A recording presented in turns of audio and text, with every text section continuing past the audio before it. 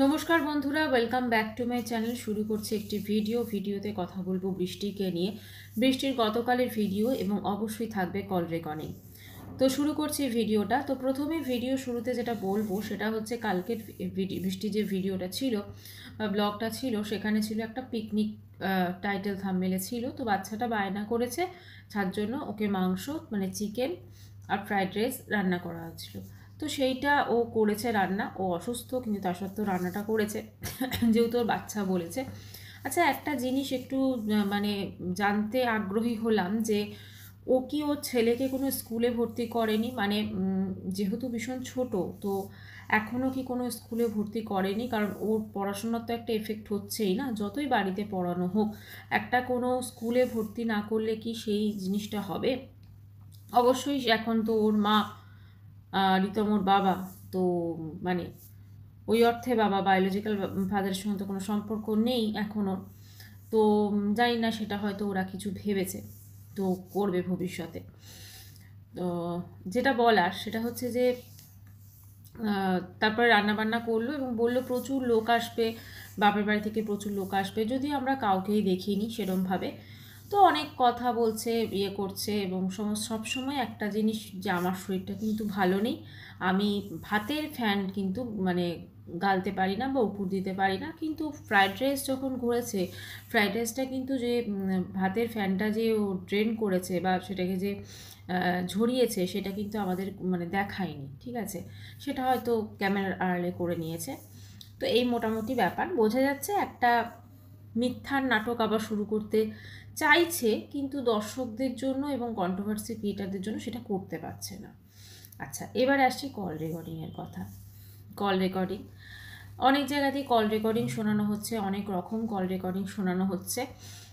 আমি কিছু কথা একটু বলতে চাই, সেটা হচ্ছে কল রেকর্ডিং কারুর থাকতেই পারে, বা হয়তো কারুর কোনো পার্সোনাল ব্যাপার থাকতেই পারে, কিন্তু উইদাউট হার পারমিশন আমি কিন্তু সেগুলো মানে ওপেন করতে পারি না। যদিও এখানে যার মানে কল রেকর্ডিং শোনানো হচ্ছে তিনি নাকি চেয়েছেন, কিন্তু কথা হচ্ছে যে আজকে সত্যি কোনটা মিথ্যা কোনটা এই জগতে না সত্যি খুব অদ্ভুত লাগে। কারণ আজকে ওরা আমাদের সামনে এমন একটা মিথ্যা রচনা করেছে, আমি বৃষ্টির কথা বলছি। সেই মিথ্যাটা থেকে কিন্তু ওরা আজও বেরোতে পারছে না। সেই মিথ্যাটা থেকে কিন্তু ওরা মানে একবার করে দিয়েছে, কিন্তু মানুষজন কিন্তু এখনও কিন্তু ওদের কথা শোনাতে ছাড়ছে না। এবং শুধু তাই নয়, মানে সেই জিনিসটাকে নিয়ে বারংবার কিন্তু ওদের মনে করিয়ে দেওয়া হচ্ছে। ওরা যখনই নর্মাল লাইফস্টাইল লিড করতে চাইছে, তখনও কিন্তু মনে করিয়ে দেওয়া হচ্ছে। এবং শুধু যে মিথ্যা কথা বলেছে তাই নয়, আজকে ওর হাজব্যান্ড সম্পর্কেও দিনের পর দিন নিন্দা করে গেছে। ওর হাজব্যান্ড ওর উপর টর্চার করতো, এমন টর্চার করতো যে রাত্রিবেলাও ভাবতো যে পরের দিন সকালেও বেঁচে থাকবে কি না। অথচ আমরা দেখেছি যে একটা 3 BHK ফ্ল্যাটে সে সমস্ত সুযোগ সুবিধা নিয়ে কিন্তু সে ছিল, সমস্ত ইলেকট্রিক যে গ্যাজেট তার কাছে ছিল, এমনকি দই বসানোর যে মেশিন সেটাও ছিল, যদিও সেটা খুব একটা দামি নয়, তবুও সমস্ত কিছু কিন্তু ছিল। একটা মডিউলার কিচেন কিন্তু ছিল। তাই এত কিছু যখন ছিল ছিল ছিল, তার মধ্যে কি সত্যি হাজব্যান্ডের কোনো ভালোবাসা ছিল না? এটা কিন্তু সত্যি খুব অদ্ভুত একটা ব্যাপার। আচ্ছা, কথা হচ্ছে যে বৃষ্টি আমাদেরকে মোটামুটি আমাদের মতো আমাদের কিছু মানুষকে ও কিন্তু বেশ ভালোই মানে টুপি পরিয়ে দিতে পেরেছে, মিথ্যার টুপি, এবং সেটাতেই কিন্তু ওরা এখন মানে নর্মাল লাইফস্টাইল লিড করতে চাইছে, কিন্তু ওই যে বললাম সেই জিনিসটা আর দর্শক বা ভিউয়ার্সরা মেনে নিচ্ছে না। তো কথা হচ্ছে যে কেন এটা করছে, কেন এটা করছে? এই যে ধরুন আজকে ওদের চ্যানেলটা কিন্তু যথেষ্টভাবে রিচটা খুব বেড়ে গেছিলো যখন ওই সমস্ত দেখিয়ে ভিডিও করতো, মানে সমস্ত কিছু ব্লাড বা এইগুলো, রিচটা কিন্তু বেড়ে গেছিলো। এখন কিন্তু রিচ আবার ডাউন হয়ে গেছে, এখন কিন্তু অতটা আর ভিউজ হচ্ছে না। অতটা একটা 2 লাখের চ্যানেল, সেখানে ভিউজ দেখবে 10K 15K এইগুলো হচ্ছে। এবং ও খালি বলছে যে আমি কিন্তু কাউকে কৈফিয়ত দিতে বাধ্য নই, কিন্তু কৈফিয়ত দেওয়ার কথা হচ্ছে না। ও যে মিথ্যে কথাগুলো দর্শকদের কেন প্রথমে তাহলে বলেছে, ওর হাজব্যান্ড ওকে টর্চার করে, ওর হাজব্যান্ড ওকে টর্চার করে না করে না সেটা কিন্তু আমরা কিন্তু কেউ জানতে চাইনি। ও কিন্তু আমাদের সামনে বলেছে, গত 1 বছর ধরে ভিডিওতে কিন্তু ও সেই কথাটাই বলে গেছে। আজকে রিতম ওর কাছে খুব ভালো, ঠিক আছে, রিতম মানে ওকে প্রচণ্ড ভালোবাসে, প্রচণ্ড করে, তো রিতমের জন্য সব কিছু করতে পারে। কিন্তু কথা হচ্ছে যেটা, আজকে রিতম এই যে ফেজটা যাচ্ছে ওদের হয়তো খুব ভালো, কিন্তু ভবিষ্যতে এমন হবে না তো যে রিতম তখন ভাববে যে না, তুমি তোমার হাজব্যান্ডকে ঠকিয়েছো, তুমি আমাকেও করতে পারো, তো সেইটা অন্যরকম হয়ে যাবে না? তো এটাও কিন্তু অবশ্যই ভাবার কথা আছে। কারণ কথায় বলে, এটা বলা উচিত না, পাপ কিন্তু বাপকেও ছাড়ে না, ঠিক আছে? যতই হোক, আজকে বৃষ্টি যে জিনিসটা করেছে, ঠিক আছে, যতই সেটা আইনে থাক, যতই যা থাক, একটা তুমি যখন হাজব্যান্ডকে চিট করছো, এমনকি চিটিং শুধু তো ওইটাতে নয়, মানে রীতিমতো বিয়ে করে প্রীতমের সঙ্গে রেজিস্ট্রি ম্যারেজ করে আবার হাজব্যান্ডের কাছেই থাকা বা তার ফ্ল্যাটে থাকা, কোনোভাবে আইনত দিক থেকেও কিন্তু ও থাকতে পারে না। আজকে ধরুন একটা অন্য কাউকেও বিয়ে করেছে, ওর হাজব্যান্ডের ফ্ল্যাটে কখনোই থাকতে পারে না। ইনফ্যাক্ট ভবিষ্যতে যদি কোনো কেসও করে, ও কিন্তু কোনো রকম অ্যালিমানি বা কোনো রকম মেনটেন্যান্স কিন্তু ও পাবে না, যেহেতু ও কিন্তু আবার বিয়ে করেছে। তো সেক্ষেত্রে তো আইনত দিক থেকে তো ও কোনোদিনই থাকতে পারে না ওর হাজব্যান্ডের ফ্ল্যাটে।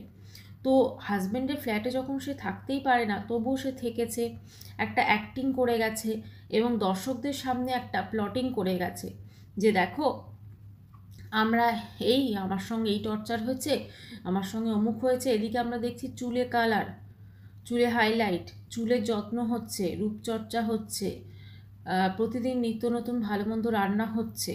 যার হাজব্যান্ডের সঙ্গে সত্যিই সে ডোমেস্টিক ভায়োলেন্সের শিকার হবে, তার তো মানে খুবই খারাপ অবস্থা হবে, এরকম অবস্থা তো থাকবে না। যাই হোক, একটা সময় নিজের মা বাবা সম্পর্ক প্রচুর নিন্দা করেছে, যদিও তারপরে ওর মা বাবা ওকে সাপোর্ট করেছে। মা বাবা কিন্তু কিছু করার নেই না, মা বাবাকে তো করতেই হবে। কারণ মা বাবা, সন্তান যতই দোষ করুক, মা বাবার কাছে, স্পেশালি মায়ের কাছে, আমরা এখন বৃষ্টির মাকেই বেশি দেখি, মায়ের কাছে কিন্তু সন্তান সব থেকে আগে, সেটা কিন্তু করতেই হবে। এবারে বলি কল রেকর্ডিংয়ের কথা। কল রেকর্ডিং বা যে কোনো জিনিস, ঠিক আছে, ওয়াইটিতে এসে শোনানোর মধ্যে সেগুলোর মধ্যে কতটা সত্যতা আছে সেটাও অবশ্যই ভাবতে হবে। কারণ আমি একটা ধরুন কোনো একটা কল রেকর্ডিং কাউকে দিয়ে একটা করিয়ে আমি সেটা শুনিয়ে দিতে পারি বা কিছু একটা, কিন্তু সেটা কতটা গ্রহণযোগ্য হবে, বা কারোর কল রেকর্ডিং বা এই ধরনের শোনানো কি উচিত, কারণ বলা যায় না, যেহেতু ওখানে তার কথা আছে, কোনোভাবে কোনো কিছু হতে পারে, তাই না? আর যে বলছে সে যে কতটা সত্য বলছে এদের সম্পর্কে, এরা তো অবশ্যই অন্যায় করেছে, আমরা দেখতেই পাচ্ছি, অনেক কিছু করেছে, কিন্তু এটাও ঠিক যে হতে পারে এর কোনো শত্রু, যে মানে শত্রু মিত্র হয়, এরকম একটা ব্যাপার আছে, তো এর কোনো শত্রু হয়তো সেই জিনিসটা ওয়াইটিতে আরও বেশি করে প্রচার করছে, হয়তো দেখলে দেখা যাবে যে সত্যতাটা সম্পূর্ণ অন্য। আর আমাদের কথা হচ্ছে, যেটা আমরা ভিডিও দেখব, ভিডিও টু ভিডিও আমরা যেটা দেখব, আমরা ভিডিওতে তো কখনো দেখিনি এদেরকে বা এই সংক্রান্ত কথাকে, আমরা ভিডিওতে দেখেছি ও আমাদেরকে ঠকিয়েছে, শরীর খারাপের কথা বলেছে, আর বলেছে হাজব্যান্ড মাথায় মেরেছে, ক্লট হয়ে গেছে, বিভৎস আমাদের রোগের কথা বলেছে, কিন্তু এক্স্যাক্টলি রোগের নামটা বলেনি, সেইটা আমরা বলতে পারি। কিন্তু ও মানে পিঠ পিছে কার সাথে কী করেছে, বা ধরুন ওর সঙ্গে কার কী সম্পর্ক, হাজব্যান্ডের যেহেতু কথাটা আমাদের সামনে এনেছে, নিজেই বলেছে, তাই জন্য আমরা হাজব্যান্ডের রিলেটেড বলছি, কিন্তু বাকি ও কার কাছে কি করেছে, কার কাছে ও কার সাথে কি, সেইটা আমার মনে হয় এখানে সত্যি কি সেটা শোনানো যায়, বা সেই জিনিসগুলো নিয়ে কি আলোচনা করা যায়। একটা কন্ট্রোভার্সি ভিডিও মানে আমরা সেটা ভিডিও টু ভিডিও করি, ভিডিওর বাইরে প্রত্যেকেরই একটা নিজস্ব জীবন আছে, সেটা আমাদেরও যেমন আছে সেটা ওদেরও আছে, ঠিক আছে? আমরা সেই পার্সোনাল স্পেসটাতে আমরা কখনো হাত দিতে পারি না, সেটা সম্পূর্ণ তার জায়গা। তো সেখানে যেটুকু আমাদের সামনে তুলে ধরেছে তার মধ্যে যেটুকু মিথ্যে আছে, যেটুকু সত্য আছে, সেইটা নিয়ে আমরা কথা বলতে পারি। তো যাই হোক বন্ধুরা, এইটাই বলার ছিল। আজকে ভিডিওটা যখন শ্যুট করছি অনেক রাত হয়ে গেছে, তাই জন্য ছোটোর মধ্যেই রাখলাম। ভিডিওটা আমি এখনই পোস্ট করার চেষ্টা করছি। আবার দেখা করছি কালকে নতুন একটি ভিডিওর সাথে। সবাই খুব ভালো থাকবেন। চ্যানেলটি ভালো লাগলে অবশ্যই করে সাবস্ক্রাইব করার অনুরোধ রইল। আর যখন সাবস্ক্রাইব করবেন তখন অবশ্যই করে বেল আইকনটাকে কিন্তু প্রেস করবেন, তাহলে আমার ভিডিও নোটিফিকেশান সব থেকে আগে আপনার কাছে পৌঁছে যাবে। সবাই খুব ভালো থাকবেন। Bye, good night.